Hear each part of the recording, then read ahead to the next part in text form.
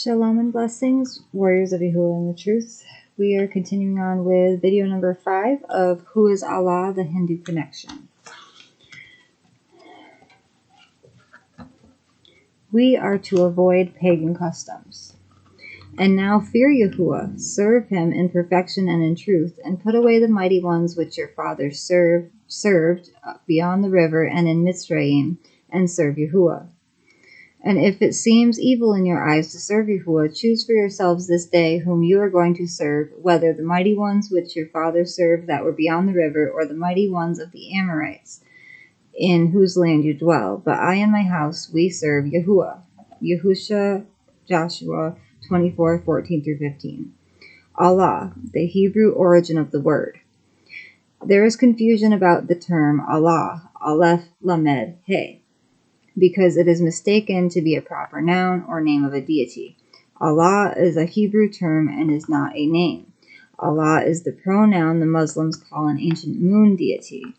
All Allah and Elohim, aka Elah or Allah, are pronouns understood to mean the God. The root all is spelled Aleph Lamed, meaning upwardness, exalted, mighty, high, above, etc. The language of the descendants of Yishmael is very close to that of their father Abrahim. The crescent moon symbol has been taken to symbolize a faith group called Islam since the 7th century. Worshipping things in the heavens above is prohibited by the second commandment. We should never bow down to any images. The worship of the hosts of heaven, zodiac constellations, has always been a stumbling block for the nations. The symbol of a crescent moon shown beneath the sun is a common image used throughout history. In plain sight on the U.S. Great Seal, the lower banner forms a crescent. The nations bowed to symbols of their deities and referred to them in coded secret terminology. They would not openly use the name of their deity. The nations inherited their patterns of behavior from Babel's worship of the hosts of heaven. See book Nimrod's Secret Identity. The crescent moon symbol is the prominent image for the Islamic faith. I did a series on Nimrod's Secret Identity before I started this book. Adherents are trained to bow to a building in Mecca or Makkah, meaning destruction or slaughter in Hebrew, containing images of the hosts of heaven. These have sexual symbolism associated with them. Babel's fertility practices have filled the planet with idolatry. The language of ABRAHIM. Arabs retain a much more accurate phonology of Hebrew, the language of Eber and Abraham, because they've always spoken it. They were never scattered into the nations to corrupt their speech.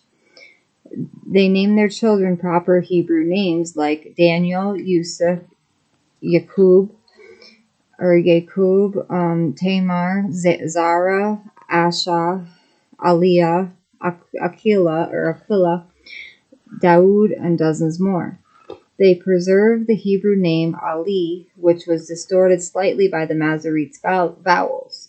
Today, it is commonly seen as Eli. Their spiritual practices and customs are highly idolatrous. Any bowing to images is an abomination. The moon deity of Muhammad's clan was highly preferred. He claimed Allah was the greatest. The term Allah may refer to any deity. It is not a proper noun, a name. It's still a clean Hebrew word spelled Aleph Lamed He. It is found more often in the book of Daniel than any other place in Scripture. Their Allah, G-O-D, is not our Allah, G-O-D. Ours has a capital G, theirs has a lowercase g. Same with the spelling of Allah. We should know that the term G-O-D originates as a pagan term, in fact, a name for the sun in the sky. It was adopted from Teutonic pagans by Christianity and applied to the Supreme Being. The 1945 Encyclopedia Americana has this to say under the topic God.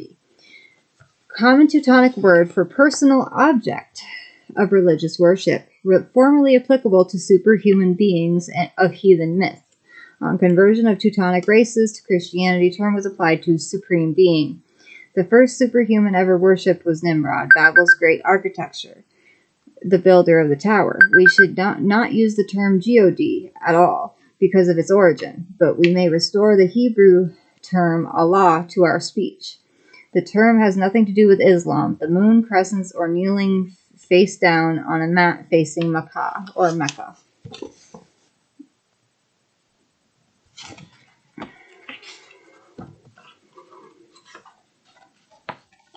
Who is Allah?